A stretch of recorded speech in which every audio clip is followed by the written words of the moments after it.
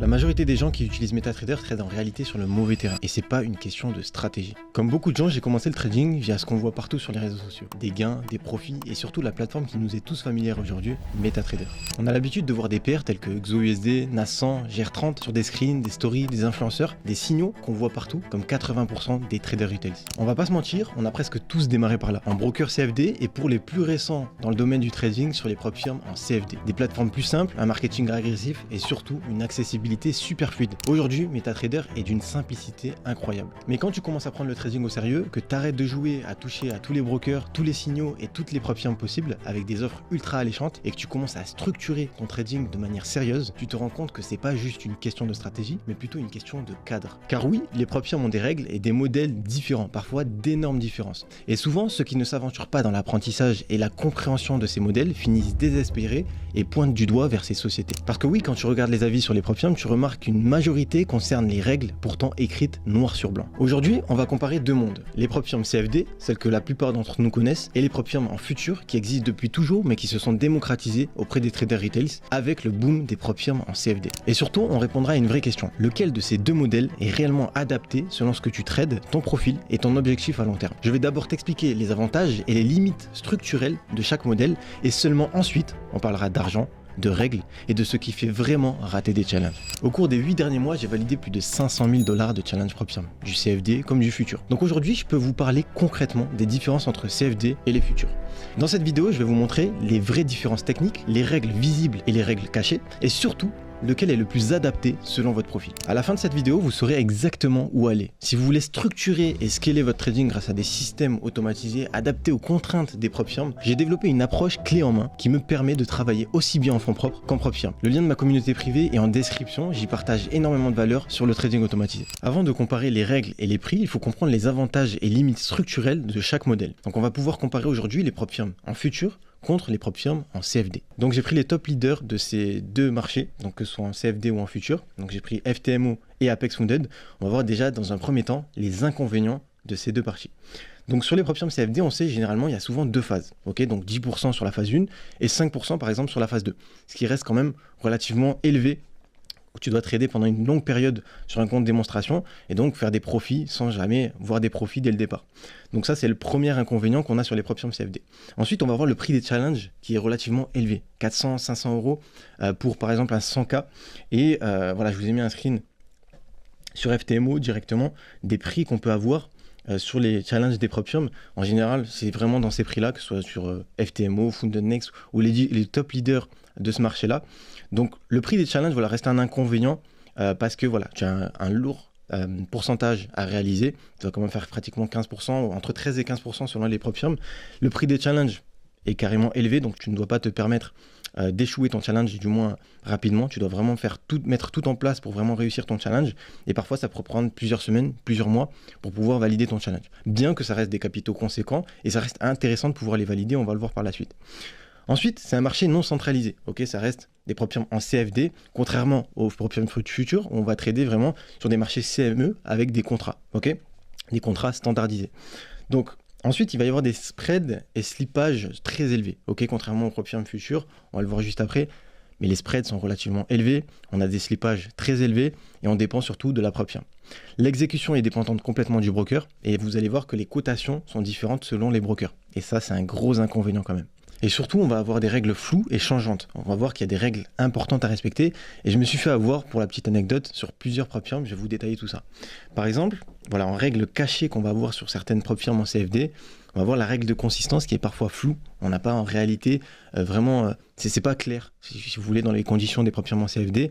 Et il va falloir vraiment respecter ces conditions-là si on veut pouvoir trader de la bonne manière et surtout pas se faire refuser un payout. Parce que les propres firmes en CFD, la moindre petite occasion, la moindre petite erreur, elles vont vous faire bannir votre compte ou vous faire refuser un payout. Ça a été le cas pour moi, je vais vous détailler un petit peu tout ça. Deuxième règle cachée, c'est les stop loss. Ok, bien sûr, vous allez me dire, c'est pas forcément une contrainte quand on trade sur propre firme parce qu'il faut des stop loss quand tu trades. Maintenant, avec des systèmes automatisés, on va voir des stop loss qui sont pas forcément visibles. On n'est pas obligé directement de les afficher puisque le système, le robot, peut directement clôturer la position sans avoir directement à mettre un stop loss visible. Donc j'ai eu le cas sur une propre firme à 50 000 $ que je me suis fait bannir à cause justement de cette règle-là parce que sur 2 ou 3 positions, le robot n'avait pas affiché le stop loss, je n'avais pas paramétré le stop loss visible directement sur chacune des positions. Et troisième et dernière règle cachée, qui est importante et très importante, c'est le magic number. Donc aujourd'hui, si tu utilises des systèmes de trading automatisés, il faut vraiment que tu affiches ton magic number, surtout sur certaines prop firms où ils peuvent te détecter en bot dissimulé si tu ne montres pas que tu utilises un système automatisé. Donc c'est très important de pouvoir afficher cette règle-là si tu veux vraiment respecter les règles des prop firms, notamment celles qui ont justement des règles en bot dissimulé. Maintenant, la plupart des prop firms en CFD acceptent les expert advisors du moment que tu respectes leurs conditions et leurs consignes. Pour la petite anecdote, je me suis fait refuser un payout à 2000 $ et je me suis fait bannir même cette même prop firm à plus de 100 000 $ chez une prop firm que vous connaissez pratiquement tous à cause de cette règle-là, parce que sur certaines positions, j'avais pas affiché le magic number, j'avais mal paramétré le magic number. Donc très important de respecter ces consignes-là si vous voulez aller chercher du résultat sur prop firm en CFD. Voilà, il faut vraiment faire attention, il y a pas mal d'inconvénients sur ces points-là. Ensuite, les inconvénients sur les prop firms en futur. Donc c'est plus technique, ok, que ce soit pour la connexion avec les plateformes de trading, du moins par exemple NinjaTrader, c'est une des plateformes les plus répandues sur les prop firms futures. On va en avoir d'autres. Maintenant, ça reste moins accessible pour les débutants que MetaTrader, où voilà, tous les traders retail, on est tous passés par là, comme je vous ai dit au début de la vidéo, sur MetaTrader. Donc c'est important de pouvoir se familiariser avec ces nouvelles plateformes en futur, si du moins vous voulez aller trader sur du futur. Il y a des lots standardisés, donc moins flexibles, ok, c'est-à-dire qu'on va trader en contrat standardisé et pas directement avec des lots comme on peut avoir sur MetaTrader, avec des lots 0,01, 0,10 ou encore lot de 1. Ça va être complètement différent. Et ensuite, on va voir, par exemple, le drawdown souvent en trailing au début. C'est-à-dire qu'on va avoir un trailing drawdown. Okay, le drawdown va nous suivre pendant la période du challenge. Maintenant, il y a beaucoup moins de pourcentage à réaliser. Je vous le dirai dans les avantages. Mais voilà, on va avoir un trailing drawdown qui va être important à respecter si on veut pouvoir respecter les conditions de la prop firm future. Les règles, certes, sont strictes. Ok, ça, c'est un point important. Je l'ai mis dans inconvénient, mais honnêtement, les règles sont strictes, mais elles sont pas floues. Ok, c'est-à-dire parce que en trading sur prop firm CFD, comme je vous l'ai dit tout à l'heure, il y a des règles cachées, c'est un peu flou. Ils essaient un petit peu de masquer toutes ces règles-là pour bannir votre compte si vous respectez pas les règles ou ne vous refusez un payout. Ok. Sur les prop firm futures, ça va être beaucoup plus carré dans le sens où, oui, les règles sont certaines fois strictes. On va avoir des drawdowns un petit peu moins autorisés, que ce soit les daily drawdowns ou les daily drawdowns maximum ou le drawdown global maximum qu'on peut aller chercher. Donc les règles sont strictes. Maintenant, c'est pas flou et les règles, voilà, on sait de ce qui est autorisé. Donc pas de forex également sur les prop firm classiques, comme sur les prop firm classiques sur MetaTrader. On va avoir directement des contrats futurs. Ok, donc ça va être complètement différent. Je vous ai mis un screen directement des challenges. On va voir que le prix aussi est intéressant et que ça peut avoir un impact aussi psychologique d'avoir des prix des challenges beaucoup moins chers. Mais voilà un petit peu les coûts des challenges qui sont beaucoup moins chers et ça va être sous forme d'abonnement généralement sur les prop firms en futur. Donc voilà pour les inconvénients de ces deux modèles-là. Maintenant, pour vous expliquer un petit peu les avantages, les choses intéressantes à regarder sur ces deux modèles, parce qu'il y a des avantages et inconvénients sur chacun des deux modèles et vous allez voir que ces deux modèles peuvent correspondre à votre profil en fonction de comment vous tradez et ce que vous tradez. Donc, sur les avantages en prop firm en CFD, c'est qu'il y a un accès très simple. Okay, aujourd'hui, n'importe quel débutant peut trader sur une prop firm future très facilement, même s'il débute. Voilà, sur sa première semaine, il peut se familiariser avec la plateforme MetaTrader, comprendre l'utilisation et maîtriser un petit peu le fonctionnement de la plateforme et voir, je ne dis pas d'aller chercher des profits, mais d'aller chercher vraiment de comprendre un petit peu ce domaine-là et s'entraîner. MetaTrader 4 et MetaTrader 5, voilà, des plateformes ultra répandues. Et qui sont très ouvertes. Aujourd'hui, n'importe qui peut installer la plateforme. Okay, donc un très bon avantage dans le sens où tout le monde peut pouvoir trader, même si je mets mon père sur MetaTrader, il peut pouvoir trader sur MetaTrader très facilement. Il y a un large choix d'actifs, okay, forex, indices et crypto. Contrairement aux prop firm futures, où il y a des choix qu'on ne va pas pouvoir faire et il y a beaucoup moins d'actifs. On va pouvoir en l'occurrence moins trader le forex, du moins pas de la même manière qu'en CFD. Il y a une flexibilité énorme sur les tailles des positions. Okay, avec les lots, c'est vrai que c'est beaucoup plus simple, que ce soit le calcul ou la manière de trader. Sur les CFD, c'est très compatible avec le trading automatisé. Aujourd'hui, c'est très facile sur un MQL, en langage MQL, de pouvoir trader, de pouvoir construire ton propre système de trading automatisé sur cette plateforme-là. C'est très ouvert, ok, et c'est très facile de coder un système en MQL. Très facile de le compiler, de le mettre en place et de tester directement le système que tu peux faire en fonction des stratégies et des indicateurs que tu veux utiliser. Donc très très simple. Et ensuite, donc je l'ai mis MetaTrader, plateforme très ouverte. Et voilà, code facile à déployer, très très facile de pouvoir développer des systèmes sur cette plateforme-là. Donc il y a quand même pas mal d'avantages sur les prop firm en CFD, mais on va voir que finalement, sur les prop firm en futur, il y a également quelques avantages qui se retrouvent également sur les prop firm en CFD. Donc pour les avantages sur les prop firm en futur, Donc on va trader sur des marchés standardisés en CME.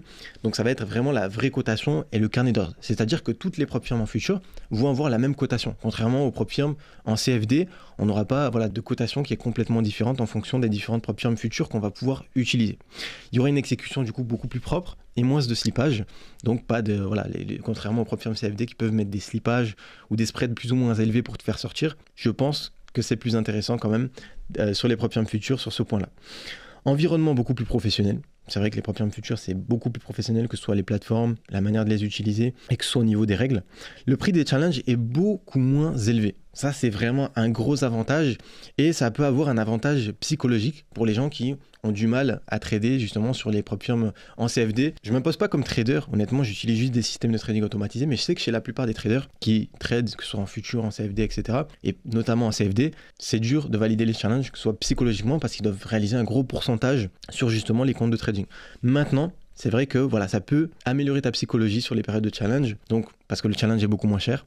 L'objectif à réaliser est souvent beaucoup plus bas. Certes, il y a des règles strictes, mais l'objectif de profit est souvent beaucoup plus bas. En général, ça va être 6% par exemple, un petit peu moins, un petit peu plus en fonction des propres firmes futures que tu vas utiliser. Il y a moins de pression financière du coup, et peut-être plus respirable pour certains profils en fonction de comment tu vas trader et de ton profil psychologique. Donc je connais des gens qui n'étaient pas rentables en propre firme en CFD et qui aujourd'hui arrivent à aller chercher des payouts et à avoir du résultat sur les propres firmes en futur. Ils sont beaucoup moins impactés psychologiquement, ils arrivent mieux à respecter les règles et du coup leur stratégie de trading est plus adaptée. Okay. Beaucoup moins à réaliser en phase de challenge, c'est ce que je vous disais, donc 6% sur Apex contrairement à 15% sur FTMO, il y a quand même une grosse différence. Donc ça fait quand même deux gros avantages, je les ai mis en gras parce que c'est deux gros avantages très très importants à remarquer sur les propres firmes futures. Ensuite, on va avoir la plateforme très puissante, NinjaTrader, parce que tout à l'heure je vous disais que le trading automatisé est totalement possible sur MetaTrader et c'est vraiment le plus développé. Si on regarde dans le monde, dans tous les pays, des systèmes de trading automatisé, des robots sont développés très facilement. Il y en a des centaines, voire des milliers, voire des dizaines de milliers qui sont pour 95% d'entre eux pas performants, mais très faciles de développer, d'optimiser, tester des stratégies, même si tu ne sais pas forcément développer au premier abord. Donc, c'est important à prendre en compte. Maintenant, sur NinjaTrader, on peut aussi totalement développer des systèmes. Ok, ça va être un petit peu le même mode de fonctionnement, mais sur une plateforme complètement différente et beaucoup moins répandue. Ok, donc c'est moins accessible, mais ça reste totalement intéressant et c'est totalement possible de trader avec du trading automatisé sur des plateformes beaucoup plus professionnelles comme NinjaTrader. Ok. Maintenant, on va comparer un petit peu les leaders et les règles et prix. Parce que je vous ai fait un résumé des avantages et inconvénients, mais je préfère vous donner une image globale de comment ça se passe au niveau des règles et des prix. En général, je vous l'ai dit tout à l'heure, pour un compte à 100K en propre firme en CFD, ça va être du 400-500 €, contrairement au propre firme en futur où ça va être entre 20 et 200 $ sur le prix des challenges. Surtout avec les promotions qu'ils font, etc. Ils prennent pas énormément d'argent sur le prix des challenges, du moins ils en prennent également parce qu'il y a beaucoup de challenges qui sont ratés et beaucoup de gens qui justement font du one shot et c'est de valider son challenge en one shot et c'est pas du tout un mauvais modèle, mais c'est pas forcément ce que je recommande. Ok. Ensuite, objectif. Ok, l'objectif à réaliser pour valider la phase de challenge.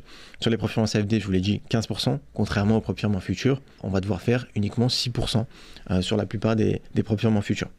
Le drawdown, qui est quand même relativement plus élevé sur les propres firmes en CFD, va être moindre sur les propres firmes en futur, donc 3 à 5%. Maintenant, si tu respectes un minimum tes risques et que tu arrives à bien gérer ton capital, ça reste relativement correct, ok, même si ça reste une règle stricte. Les lots sont très flexibles, contrairement aux propres firmes futures. Ça, c'est vrai que c'est, je vais pas dire moins simple à gérer, mais ça reste une chose à prendre en compte. Et les IA, donc les expert advisors, sont autorisés sur les deux plateformes. Et sur les deux, j'ai mis hors arbitrage, mais l'arbitrage est interdit sur les deux types de propres firmes. Mais voilà un petit peu au niveau des règles et des prix qui sont très importants à respecter. Donc maintenant, dis-moi en commentaire si toi tu es plutôt CFD pour le Forex et la flexibilité ou plutôt futur pour les coûts et l'exécution qu'on peut avoir sur les propres firmes futures. Donc maintenant, pour résumer un petit peu tout ça, quel type de propre firme choisir en fonction du type de profil que tu vas avoir. Okay, c'est-à-dire qu'aujourd'hui, si tu trades le Forex, c'est sûr que ça va être plus avantageux pour toi de trader en CFD directement. Si tu trades sur les indices US, ça va être plus intéressant pour toi de trader en futur. Du moins, là c'est vraiment un résumé que je vous fais de ce qu'on retient de cette vidéo et ce qui est important à retenir. Maintenant, tu peux totalement trader les indices sur les CFD. Mais c'est vrai que sur les futurs, ça peut être plus intéressant pour toi. En fonction des règles et de comment ta stratégie évolue et des risques que tu prends, ça peut être intéressant de pouvoir trader sur propre firme future directement si tu trades les indices US. Si tu veux plus de flexibilité et un sizing précis, c'est-à-dire pouvoir modifier ton lot plus précisément et de manière plus simple, C'est vrai que même au niveau de la plateforme, ça va être plus simple de pouvoir trader en CFD. C'est des plateformes beaucoup plus familières et beaucoup plus simples d'utilisation. Et si tu veux une exécution plus pure, un cadre plus professionnel, tu peux pouvoir directement trader sur les propres firmes en futur, ça va être un petit peu plus simple pour toi. Maintenant, tu peux trader avec un système automatisé sur les deux modèles. Personnellement, j'utilise ces deux modèles-là pour aller chercher du résultat en propre firme, que ce soit en CFD ou que ce soit en futur. J'ai déjà validé des challenges chez les deux modèles depuis maintenant plusieurs mois, plusieurs années. Et voilà, sur ces deux plateformes-là, on peut totalement trader. En tout cas, je me dirige petit à petit vers les propres firmes futures parce que c'est vrai que c'est très intéressant de pouvoir trader sur ces différents modèles et d'aller chercher du résultat. Mais voilà, on peut totalement aller chercher du résultat et atteindre la rentabilité grâce aux propres firmes futures comme grâce aux propres firmes en CFD. Même si les propres firmes en CFD, la plupart des traders qui utilisent des systèmes de trading automatisés vont pouvoir trader totalement directement sur les CFD la plupart du temps. Ok. Donc si on doit retenir quelque chose de cette vidéo, c'est que les propres firmes futures sont certes plus strictes techniquement, mais beaucoup plus respirables mentalement. Donc ça peut te permettre d'avoir une meilleure psychologie. Donc ça peut être un avantage pour ceux qui sont stressés sur CFD et qui galèrent. Si vous avez le coût du challenge moins cher et un objectif profit moins élevé, la psychologie en trading, tu sais comme moi, c'est un point clé. Perso, avec des robots automatisés et des systèmes automatisés, elle nous impacte beaucoup moins que ce soit en CFD comme en futur. Les deux modèles permettent le trading automatisé, la différence ce sont les contraintes que tu vas avoir autour. Donc si tu dois retenir une chose, c'est que les CFD sont une excellente porte d'entrée dans le domaine du trading, tandis que les futurs ont un cadre beaucoup plus professionnel. Personnellement, je trouve que les futurs sont plus ouverts parce qu'il y a des règles précises et tu n'as jamais de surprise, tu sais vraiment à quoi t'attendre. Maintenant, aucun des deux modèles ne te rendra rentable par magie, peut-être que l'un des deux sera préférable pour toi, certains vont préférer les futurs car psychologiquement moins touchés, d'autres restent sur le CFD car selon eux c'est plus ouvert et moins strict. Dis-moi ton avis en commentaire, je serais heureux de voir un petit peu toi le modèle que tu préfères. Ce qui fera la différence, c'est pas le marché sur lequel tu traites, mais la structure et la gestion du risque et l'exécution surtout que tu vas avoir sur ces différents modèles. Personnellement, aujourd'hui, j'utilise des systèmes automatisés adaptés à ces contraintes-là, que ce soit sur propre firme en CFD ou que ce soit sur propre firme en futur, à nous permettre de trader et respecter ces conditions-là. Si tu cherches une solution pour aller chercher de la rentabilité, que tu sois pas encore rentable de ton côté ou que tu sois déjà rentable et que tu souhaites te diversifier avec une approche automatisée, avec un système structuré, optimisé, n'hésite pas à rejoindre le lien de ma communauté privée dans la description de cette vidéo. Et si tu as aimé cette vidéo, laisse un like et dis-moi en commentaire où tu trades aujourd'hui en CFD ou en futur. C'était Mathéo, ciao.